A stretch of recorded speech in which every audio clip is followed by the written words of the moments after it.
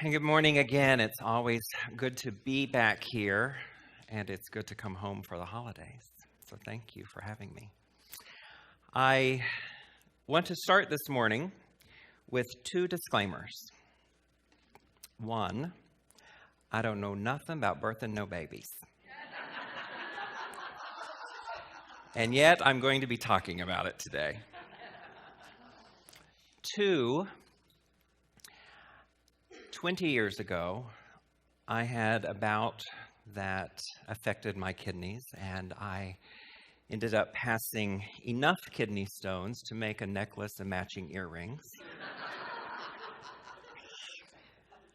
My other disclaimer is, I promise, ladies, not to compare that kind of pain with the kind of pain of birthing a baby. You only make that mistake once.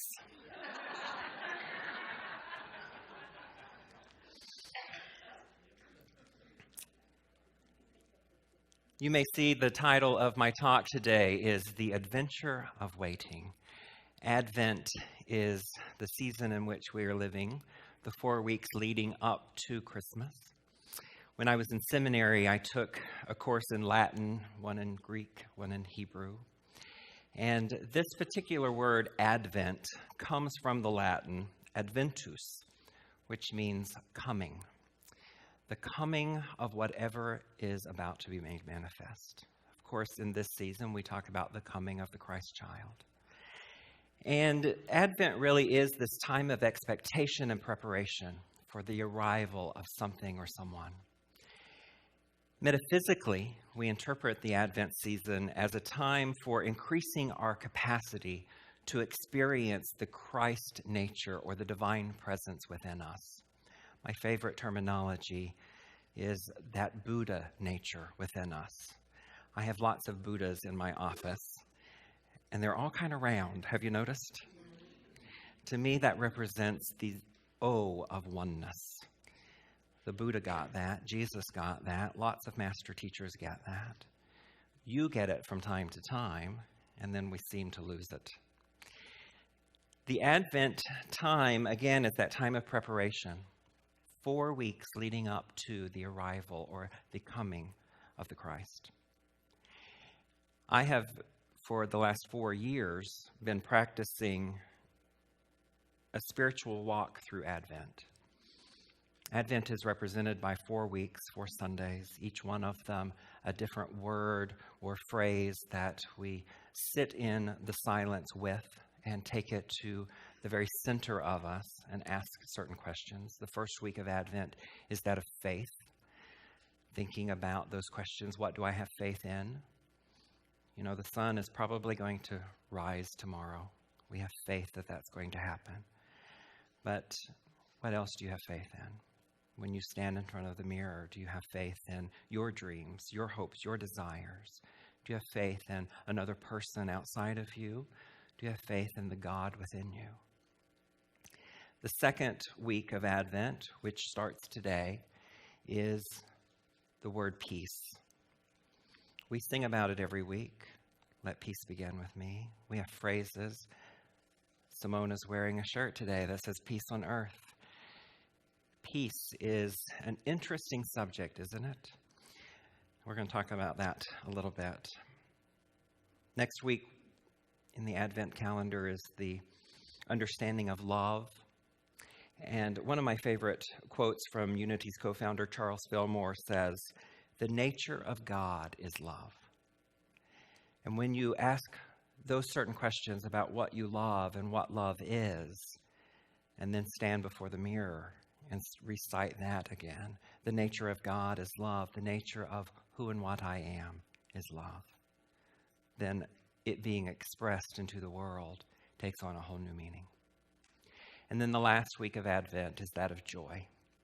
Certainly there is joyous moments around any birth or manifestation, any dream or goal that you have attained. And on Christmas Day, having completed that Advent preparation, we celebrate the arrival of the Christ child, or giving thanks for that Christ's presence within us. In my 4-year metaphysical walk through the Advent season, I have put Christmas on a shelf, if you will, and really spent that whole month just being with those 4 words and those 4 understandings. I've been ordering an Advent calendar that I hang on my wall every year. These are really popular in places like England. And it is the 4 weeks represented with little cartoon characters that are little windows, and you open each little window, and there's a piece of chocolate behind it. Well, lots of them have prizes. I buy the one with chocolate. And you sit with that particular day, whatever that is, whether it's a camel or a donkey or a crown, or you get down to Mary and Joseph. 25 days of sitting in those 4 understandings, those 4 spiritual gifts or practices. Another disclaimer, my calendar is empty of chocolate. I opened every window already. I'm wearing my stretch jeans today because of it. You know, the prophets of the Old Testament, of the Hebrew Bible, the prophets of Israel, all spoke of that coming, that adventus. They all spoke of it through what they called prophecy. They had faith that it was going to happen. They were peaceful with it. They saw it as love, and they rejoiced through the process, through the knowing, through the understanding.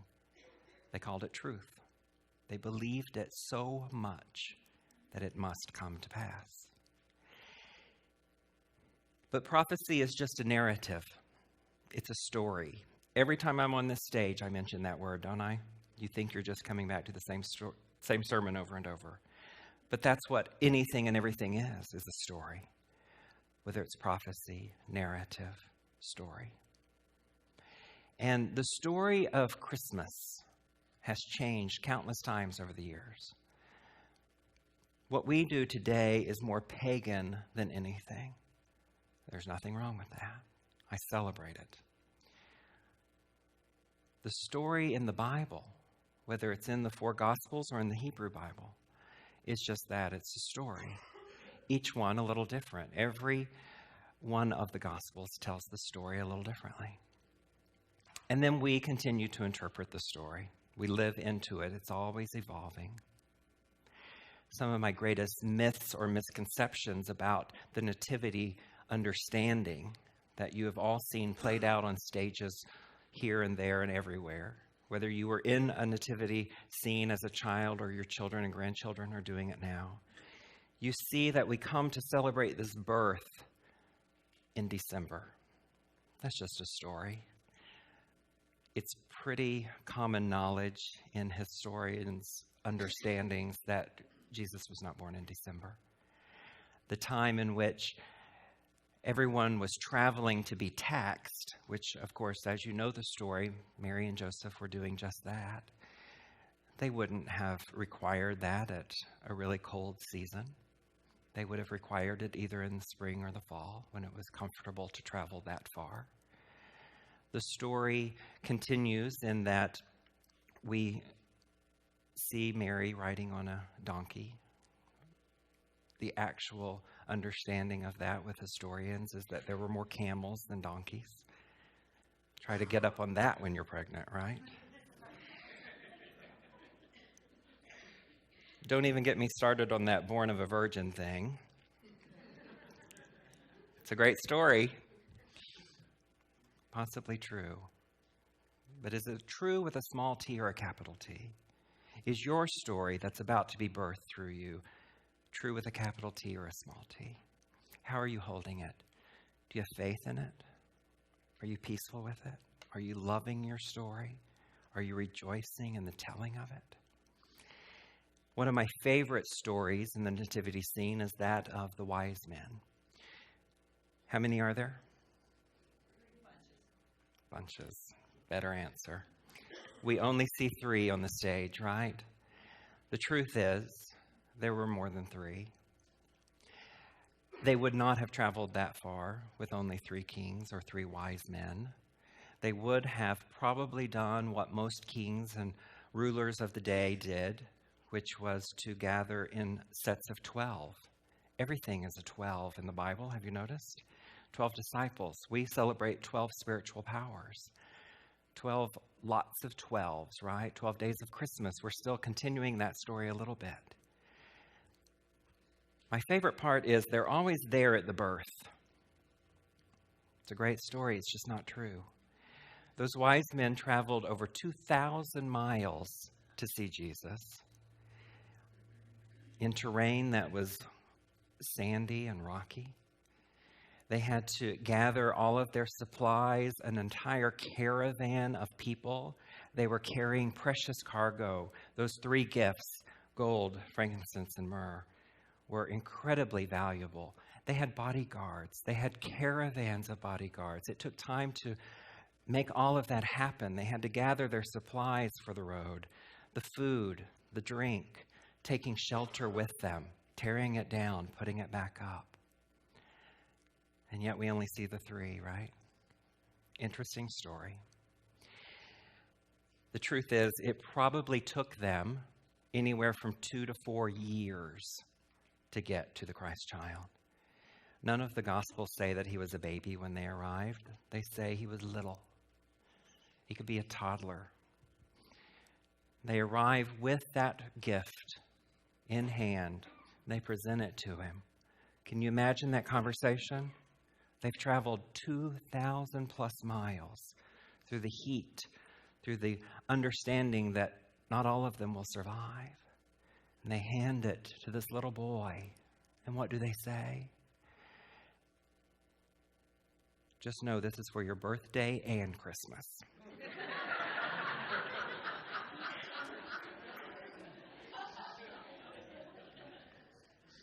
New story. What is the story you're telling of what's being birthed in you this season? What is the story of your new year looking like and feeling like? One of the songs that we sang today, I think it was the first song, correct me if I'm wrong, O Come, Emmanuel. I love that song. The second song, What Child Is This? Let me answer that for you.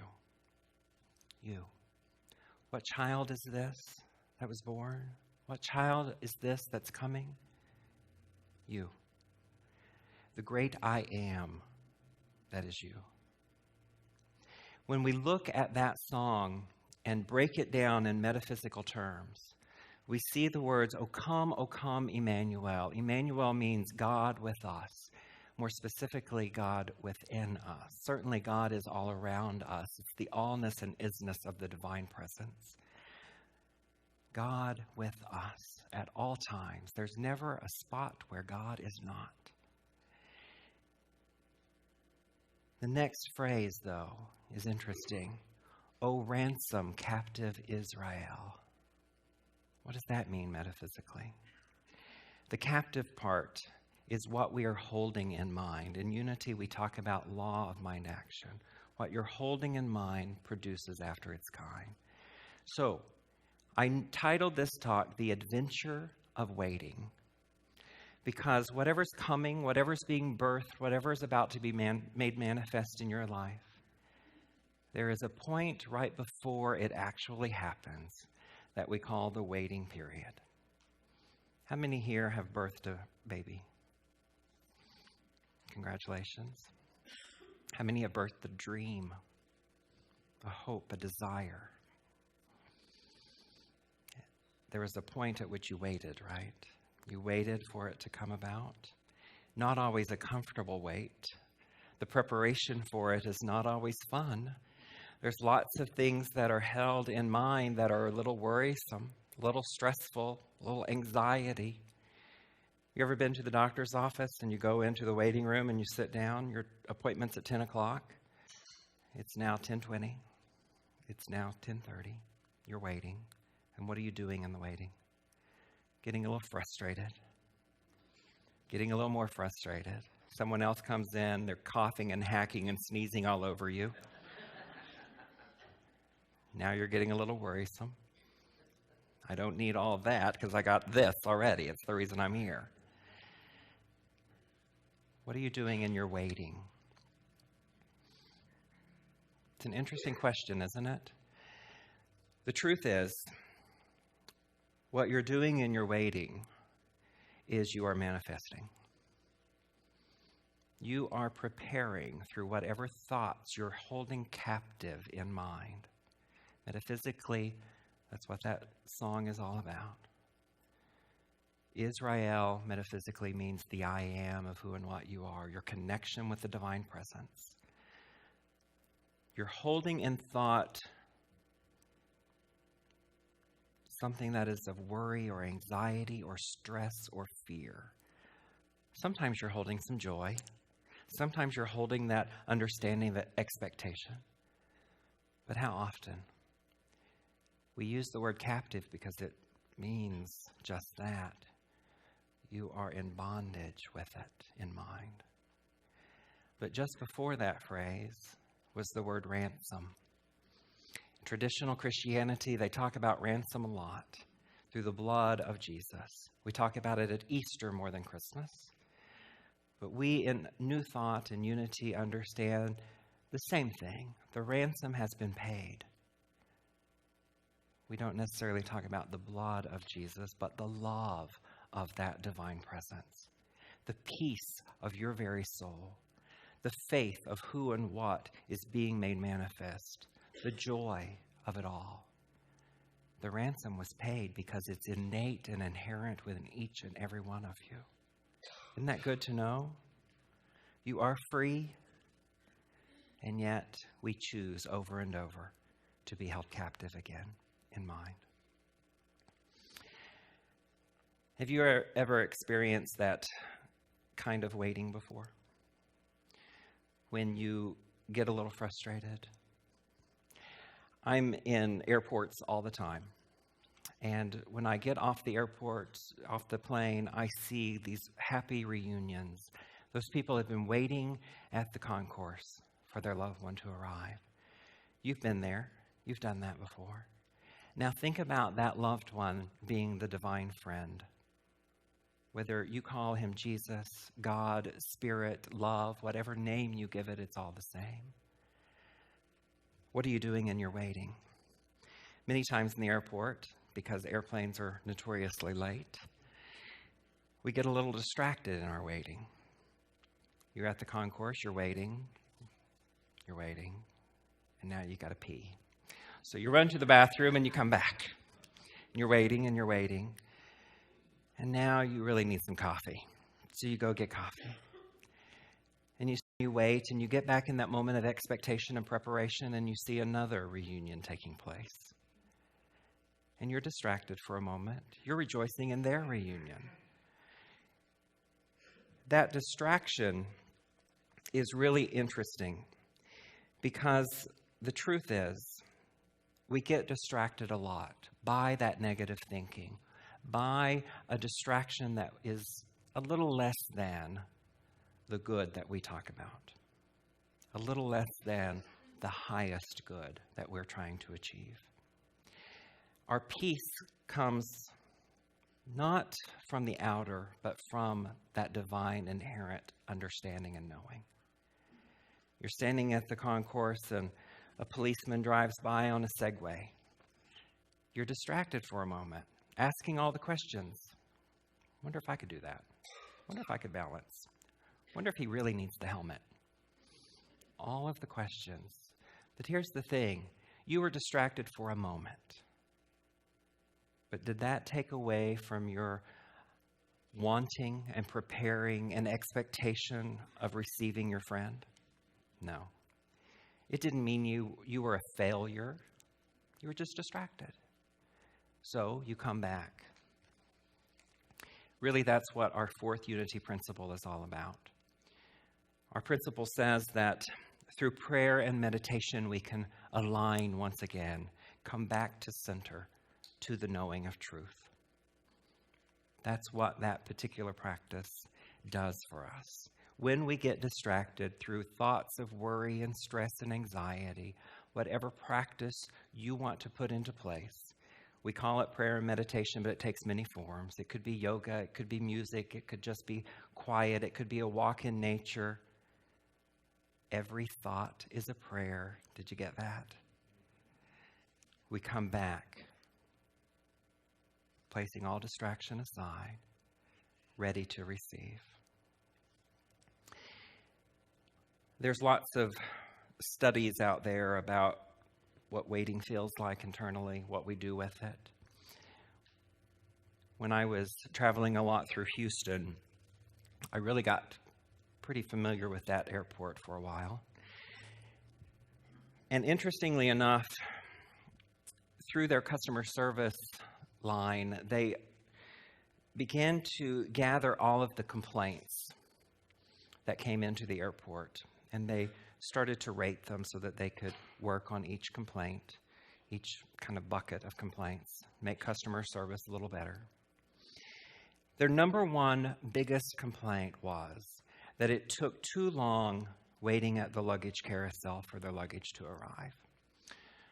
We're just not patient people, are we? You go through the drive-thru, you order your burger and fries, and my goodness, it's been 45 seconds. They still don't have it done. In the Houston airport, they realized when they timed it that it took about 10 minutes from the time a person got off the plane to get their luggage. 10 minutes isn't really very long, especially when you're in a huge airport like Houston.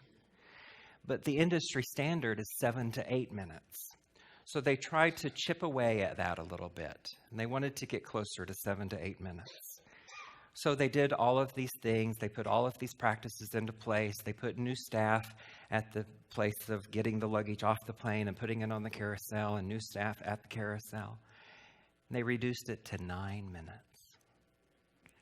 The complaints, they gathered again in 3 months' time. They read through them. Still the number one complaint of all time: it takes too long from the time I get off the airplane to the time I get my luggage.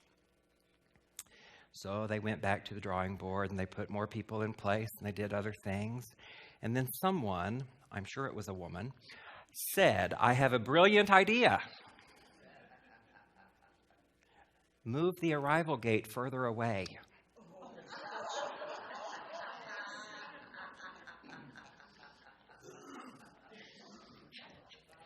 So they did just that.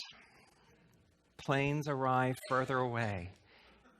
And then when they remodeled the airport, they moved the carousel further the other direction. Guess what their least complaint is today? By the time you get to the carousel in Houston Airport, your luggage is already there. It's amazing. The same is true with you. What story are you telling in your waiting? What story or narrative or prophecy for your future are you telling and holding captive in your mind? Is it one of worry and stress and anxiety? Is it a story that's not so true? Could you change just one little thing and live gently, easily, effortlessly in each new step of your day? So how do we most easily and effectively attain this peace in the Advent season? I think through waiting for sure, but it's not a physical kind of waiting. It is a spiritual waiting, by which we are guided again by that prayer and meditation represented in our fourth unity principle, to come back to center, to take a deep breath, cleanse the air around us and within us, and know the peace that resides within us at all times. 20-some years ago, I was expecting a baby. My partner at the time, he and I had raised 9 foster kids, and it was getting really hard to raise them and then give them back. So we made the decision to adopt. Not an easy decision for 2 gay guys in Oklahoma 20 years ago. But we went through all of the channels. We made it happen. And I began to prepare, to plan for the arrival. It was a new birth adoption.